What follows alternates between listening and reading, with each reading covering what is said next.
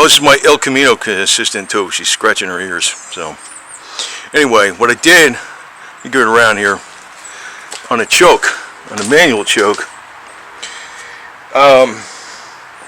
they give you these damn brackets that are so flimsy. Like this bracket here was made out of like sheet metal, and when you press the cable, it would go wing, and bend this way, bend that way, and all this kind of crap. I made something out of 1/4-inch steel. That damn thing ain't going. It's solid as a rock. And choke plate pretty much closes all the way. I guess it can close. That's all the way. If I press it down, that's it. That's it. So it should start a hell of a lot better now, because that was one of the problems where the choke plate wasn't closing all the way. And actually, I made this thing so strong that I snapped a piece of plastic off of here. I ordered a new one of these things, but I put it back in. I put a zip tie over here and held it back in place. I don't think that thing's going anywhere anyway. It's in there extra strong. So, goes to show you can do some stuff. I wish they wouldn't make any plastic parts on carburetors, including this stupid thing. This should be out of aluminum or steel or something. But I'll show you how it works now. I get in the car here and work that choke back and forth.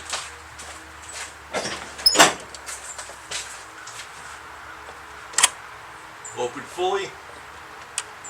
There's part. Fully closed.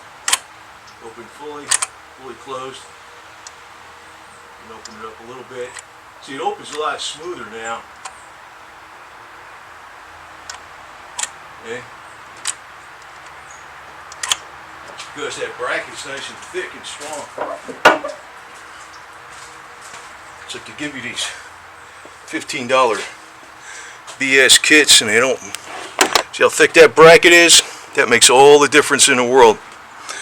So, that was one little stupid thing I wanted to do before I start doing some other work on this. I'm going to probably keep this carburetor, not put an Edelbrock in it. I have an extra power valve with me in the glove box. You know, if it ever needs to be changed. And what I'm probably going to do on here, maybe eventually set up an HHO. So if you click that on in the winter time, you let that thing fill up with hydrogen. It's going to start up really good. So even without a choke. But you know, this thing's in here. You can't move that thing, man. That thing, the thing they give you, I threw it away. It's a piece of sheet metal. I mean, you could just bend it with your pinky. It was like a joke, man. That's why the choke wasn't working that great. So, get out the grinder and make yourself a bracket. That's just some piece of freaking bracket I got off of Lowe's someplace. Man, little stuff like that makes all the difference in reliability. And this thing actually, I've owned this car since August of 1991. So, coming in 2018, that's going to be, what, 27 years I own this thing? 18 and 9, yeah, 27, almost. So I had it like 26 and a half years already. That's what I've owned it. It's about, well, it's going to be 40 years old coming 2018, so. Tell you what, man, ain't gonna get cars like this no more. And by the way, see this stuff on the valve covers here? Paint don't chip off or nothing. That's truck bed lining. All I did was cleaned it off with that awesome cleaner from the dollar store. Just sprayed it down with truck bed lining. Truck bed lining, that's on the power brake booster.